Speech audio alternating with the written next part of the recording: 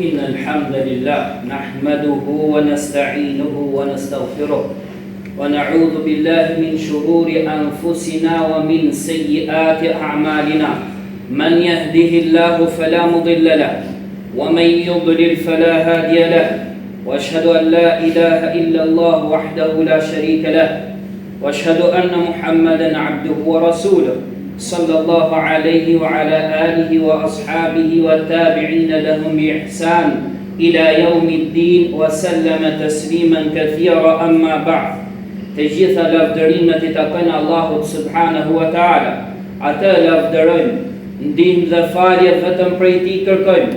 I kërkojmë mbrojtje Allahut ndaj keqja veteve tona dhe punëve tona. Atë që udhëzon Allahu nuk ka kusht ta humbë, ndërsa atë që ai e çojë në humbje nuk ka kusht ta udhëzojë. Dëshmoj se nuk ka të adhuruar tjetër me të drejtë përveç Allahut vetëm pa ortak. Po ashtu dëshmoj se Muhamedi sallallahu alaihi wasallam është robi dhe i dërguar i Tij. Lëvdata shumt dhe shpëtimi i madh i Allahut qoftë mbi të, mbi familjen dhe shokët e tij, si dhe mbi gjithë ata që i pasuan ata më përpikmëri deri ditën e Kiametit.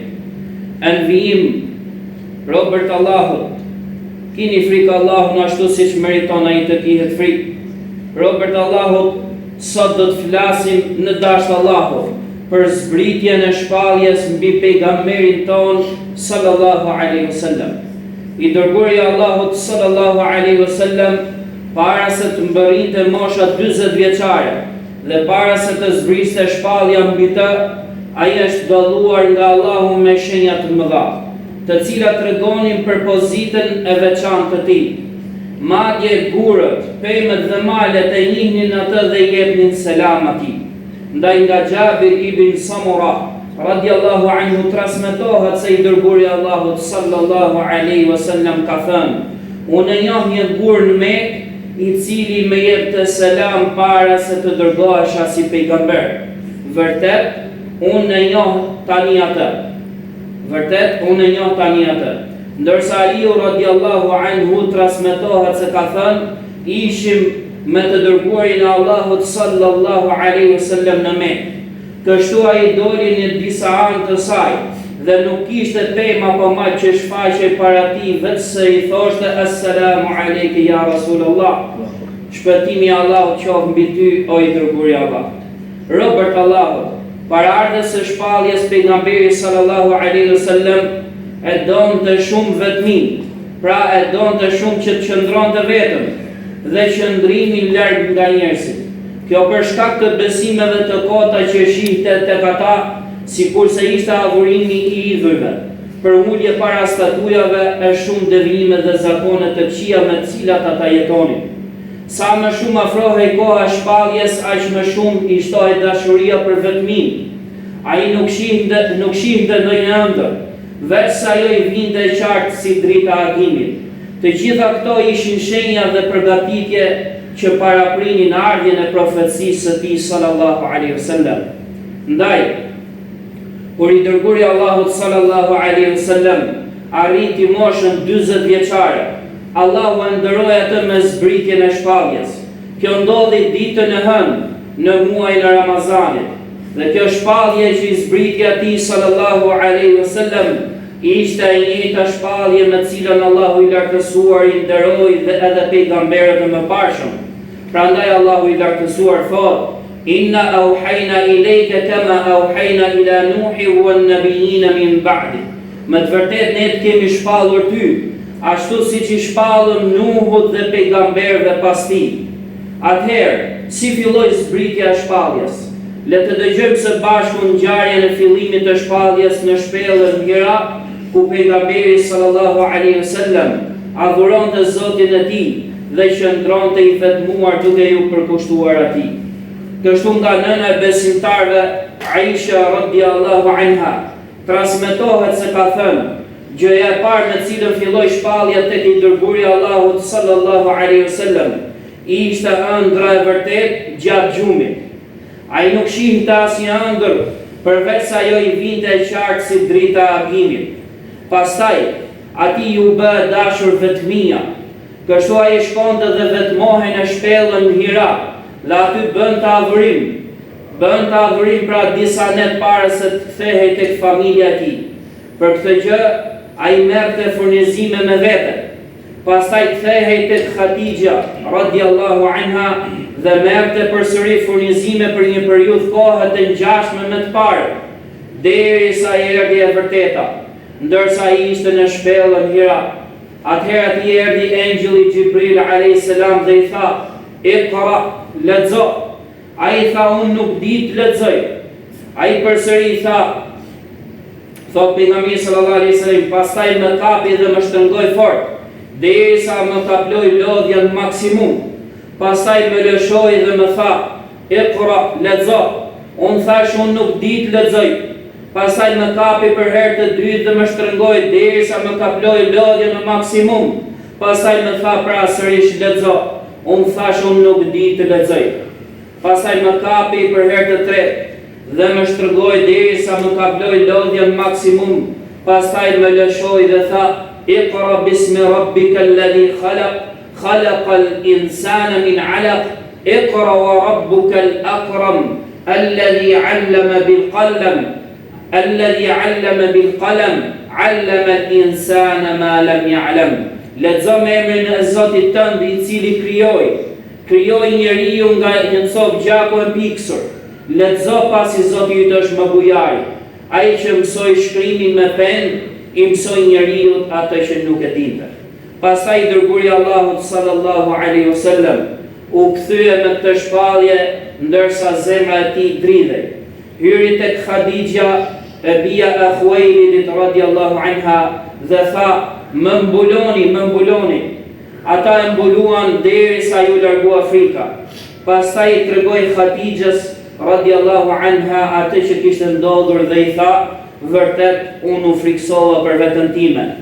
Ndërsa Khadija radiallahu anha i tha, jo pasha Allahun nuk do të të poshtroj kur. Vërtet ti mban lidhjet farefisnore, e ndihmon të doptin, e ushqen të varfrin, e ndëron musafirin dhe i ndihmon njerëzit në belat e së vërtetës. Pastaj Khadija radiallahu anha e mori dhe shkoi me të tek Waraka ibn Naufal, ibn Asad ibn Abdul Uzza, djali xhaxhait të Khadijës. Ai kishte përqafuar krishtërimin në kohën e ignorancës dhe shkruante shkrimin hebraisht. Ai shkruante nga Ungjilli në gjuhën hebraike, ai sa donte Allahu që të shkruante. Ishte plak i moshuar dhe ishte i verbuar. Khadija radiallahu anha i tha, o biri xhaxhait tim, dëgjoje nipin tënë. Atëherë Waraka ibn Naufal i tha, o biri vllajt tim, çfarë sheh? Atëherë dërguari Allahut sallallahu alaihi wasallam i tregoi atij atë që kishte parë, pra në shpellën Hira. Atëherë Waraka ibn Naufal tha, ky është namusi engjëlli Gjibril që i zbriste Musait alayhis salam. As sikur të isha i ri dhe i fuqishëm atëherë, as sikur të isha gjallë kur populli yt të nxjerr e të përzën ty. I dërguari Allahut sallallahu alaihi wasallam i thotë, a do të më nxjerrin ata mua, pra do të më përzën dhe të bëjnë ata mua? Ai tha, po. Nuk ka ardhur askush me diçka të ngjashme me atë që ke sjell ti përveç se është armiqsuar. Nëse arri atë ditë, do të të ndihmoj me një ndihmë shumë të madhe. Pastaj nuk kaloi shumë kohë dhe Waraka ibn Naufal vdiq dhe shpallja u ndërprej për një periudhë kohe. Robert Allahu, kjo është historia se si zbriti shpallja tek i dërguari Allahut sallallahu alaihi wasallam. Histori e cila ka mësime dhe urtësi të shumta. Ndaj, le të ndalemi pak tek këshillat dhe mësimet që nxirren nga kjo histori dhe nga ky hadith madhështor, të cilin e transmetoi Aisha radiallahu anha. Së pari në këtë hadith ka argument për vlerën e qëndrimit larg nga njerëzit e shirkut, njerëzit e këqij dhe gjunaqtarë. Ndaj Allahu i lartësuar, duke treguar për Ibrahimin alayhis salam thotë, وأعتزلكم وما تدعون من دون الله وأدعو ربي عسى ألا أكون بدعاء ربي شقيا فلما اعتزلهم وما يعبدون من دون الله وهبنا له إسحاق ويعقوب وكلا جعلنا نبيا. Dhe unë do të largohem prej jush dhe prej atyre që ju i adhuroni, apo që i luteni përveç Allahut, dhe do t'i lutem Zotit tim, shpresoj që me lutjen ndaj Zotit tim të mos jemi dëshpëruar. E pasi ai u largua prej tyre dhe prej atyre që ata adhuronin përveç Allahut, ne i dhuruam atij Ishakun dhe Jakubin dhe secilin prej tyre i bëm pejgamber. Prandaj muslimani duhet largohet nga njerëzit e shirkut, të prishurve dhe gjunaqarve, sepse nëse ulet me ta, ai do të ndikohet prej tyre. Për këtë arsye, Lukmani i urt thuhet se i thoshte djalit të tij: "O birim, zgjidhi me xhliset, pra vendet ku ulesh me kujdes, nga se nëse gjen një grup njerëzish që përmendin Allahun, ulu me ta. Nëse ti je i ditur, atyre do të sjell dobi dituria jote. E nëse je i paditur, ata do të mësojnë ty." Pra do të jenë ata që do të mësojnë ty. Ndoshta Allahu i shikon ata me mëshirë dhe ajo të përfshin edhe ty bashkë me këta. Por nëse gjen një grup njerëzish që nuk e përmendin Allahun, mos ul me ta. Nëse je i ditur, dituria jote nuk do të sjell dobi tek ata. E nëse je i paditur, ata do ta shtojnë më shumë humbjen tënde. Ndoshta Allahu i shikon ata me zemrim dhe ai të përfshin edhe ty bashkë me ta. Ndaj profetit sallallahu alaihi wasallam ka thënë: "Është afruar koha ku pasuria më e mirë e muslimanit do të jetë një tufë delesh, me të cilat ai do të shkojë në majat e maleve dhe në vendet ku bie shiu, duke ikur me fenë e tij nga sprovat." Ndaj, prej dobive të vetmisë janë: së pari, ajo i jep njeriu mundësi për të përkushtuar ndaj adhurimit të Allahut, meditimit dhe afrimin me Allahun e lartësuar. Së dyti, e ruan njeriu nga disa mëkate që mund të vinë nga shoqërimi i tepërt me njerëzit, si përgojimi, debatet e kota, syfaqësia dhe ndikimi nga sjelljet e këqija. Së treti, e mbron fenë dhe veten nga grindjet, konfliktet dhe dëmet që mund të lindin prej tyre. Së katërti, e ruan nga e keqja e njerëzve, si përgojimi, mendimet e këqija dhe akuzat. Dhe së pesti, e çliron zemrën nga varësia ndaj njerëzve, duke mos e lidhur shpresën dhe pritshmërinë e tij me ta. Allah më begatof mua dhe juve me Kur'anin fisnik dhe më dhën dobi mua dhe juve me ajetet dhe për kujtimin me urësi që kanë të. Aqulu hadha al-qawl wa astaghfirullah li wa lakum min kulli dhanb fastaghfiruhu innahu huwal ghafurur rahim.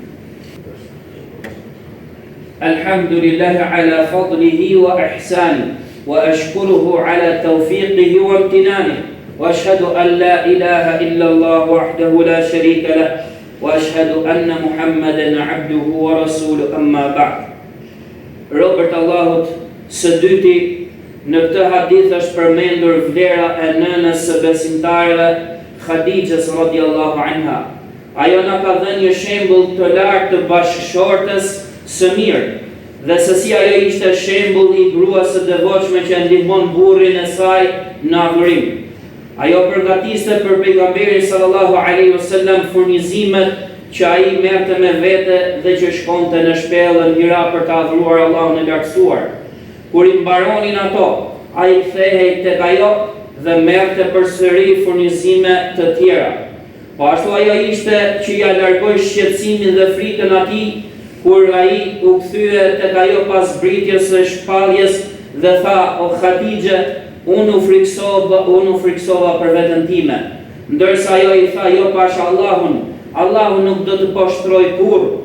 Ajo ishte ajo që e mori burrin e saj sallallahu alaihi wasallam dhe shkoi me të tek Waraka ibn Naufal, që t'ja leçonte të dërguarit Allahut sallallahu alaihi wasallam shqetësimin e tij dhe që t'ja qetësonte zemrën se ajo që i kishte zbritur ishte mirësi. Kështu është bashkëshortja mirë. Ajo ndihmon burrin e saj në bindje ndaj Allahut të lartësuar. Nëse ai kthehet nga puna i shqetësuar dhe i pikëlluar, ajo ja leçon atij brengën dhe trishtimin. Së treti, vëllezër të nderuar, në këtë hadith tregohet vlera e dijes dhe se Islami nxit për kërkimin e dijes, që nga momenti i parë, ajeti i parë që zbriti nga Kurani ishte nxitje për dije dhe kërkimin e saj. Iqra bismi rabbika alladhi khalaq, lexo me emrin e Zotit tënd i cili krijoi. Prandaj, muslimani duhet ta mësoj fenë e tij nga Kurani dhe Suneti, sipas kuptimit të brezave të parë të këtij ummeti, sepse me dijen fetare ai bën dallimin midis besimit dhe kufrit, midis shirkut dhe tauhidit, midis sunetit dhe bidatit, si dhe midis halalit dhe haramit. Së katërti, në këtë hadith tregohet vlera e Waraka ibn Naufal. I dërguari i Allahut sallallahu alaihi wasallam ka thënë: mos e shani Waraqan ibn Naufal, sepse unë kam parë se ai ka 1 ose 2 kopshte në xhenet. Gjithashtu i dërguari i Allahut sallallahu alaihi wasallam u pyet për Waraqa ibn Naufalin dhe tha: e kam parë atë, pash se kishte veshur rroba të bardha dhe e pash në mes të xhenetit i veshur me mëndafsh. Së pesti vëllezër të nderuar, në këtë hadith sqarohet mënyra e reagimit të popujve ndaj atyre që i thrasin për tek Allahu i lartësuar, e që është përgënjështrimi, dëbimi dhe vrasja. Këtë e kuptoj nga fjala e Waraqas ibn Naufal, ku thot: asi kur t'isha gjallë, kur populli të nxjerrin ty, pra të përzën ty. Atëherë i dërguari i Allahut sallallahu alaihi wasallam i tha: a do të më nxjerrin ata mua? Ai tha: po, nuk ka ardhur askush me diçka të ngjashme me atë që ke sjell ti, përveç se është kundërshtuar dhe armiqsuar. Ndaj, Nuhun alayhis salam e përcënuan me gurzim duke i thonë: la illam tantahi ya Nuh, la takunanna min al-marjumin. Me të vërtetë, nëse ti nuk ndalesh o Nuh, atëherë ti do të jesh prej të gurzuarve. Ndërsa Firauni i tha Musait alayhis salam: la in ittakhadhta ilahan ghayri la aj'alannaka min al-masjunin. Nëse ti merr për të adhuruar dikë tjetër përveç meje, atëherë unë do të bëj ty prej të burgosërve. Ndërsa Lutit alayhis salam i tha popullit i vet: la in lam tantahi ya Lut la takunanna min al-mukhrajin. Me të vërtetë, nëse ti nuk ndalesh o Lut, atëherë ti do të jesh prej të dëbuarve. Pra kështu ishte zakoni i tyre me të gjithë pejgamberët. Sikur se thot Allahu i lartësuar: wa qala alladhina kafaru li rusulihim lanukhrijannakum min ardina aw la ta'udunna fi millatina fa awha ilayhim rabbuhum lanuhlikanna adh-dhalimin. Ndërsa ata që mohuan u thanë të dërguarve të tyre: ne ose do t'ju dëbojmë nga vendi ynë, ose do të ktheheni në fen tonë, ose do t'ju përzëm, ose do të ktheheni në fen tonë. Atëherë Zoti i tyre u shpalli: ne me të vërtetë do t'i shkatrojmë zullumqarët. Ka ashtu Allahu i lartësuar thot: afa kullama ja'akum rasulun bima la tahwa anfusukum istakbartum fa fariqan kadhabtum wa fariqan taqtulun. Vallë, sa herë që ju vjen ndonjë i dërguar me atë gjë që nuk e dëshirojnë shpirtrat tuaj, ju tregoheni mendje mëdhej, disa prej tyre i përgënjështrua dhe disa i vrisni. Pra ky është zakoni i mosbesimtarëve.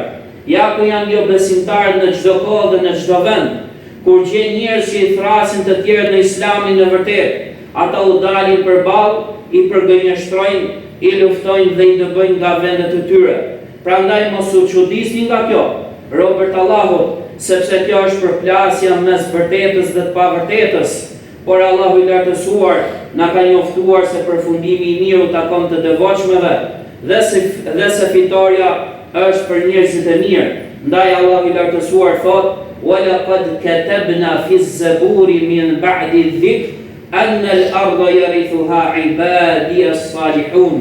Ne kemi shkruar në librat e zbritur pas librit Lauhil Mahfudh në qiell se tokën do ta trashëgojnë robërit e mi të devotshëm. Po ashtu Allahu subhanahu wa ta'ala thot: inna lanansuru rusulana walladhina amanu fil hayati dunya wa yawma yaqumul ashhad. Me të vërtetë ne do t'i ndihmojmë të dërguarit të tanë dhe ata që besuan në jetën e kësaj bote dhe në ditën kur do të ngrihen dëshmitarët. I lutëm Allahu të lartësuar të na bëj prej robërve të tij të devotshëm, të na forcojë në fenë e tij, të na jap sukses në pasimin e së vërtetës dhe të na nderojë me ndihmën dhe fitoren e tij, më të vërtet përfundimi i mirë u takon të devotshmëve.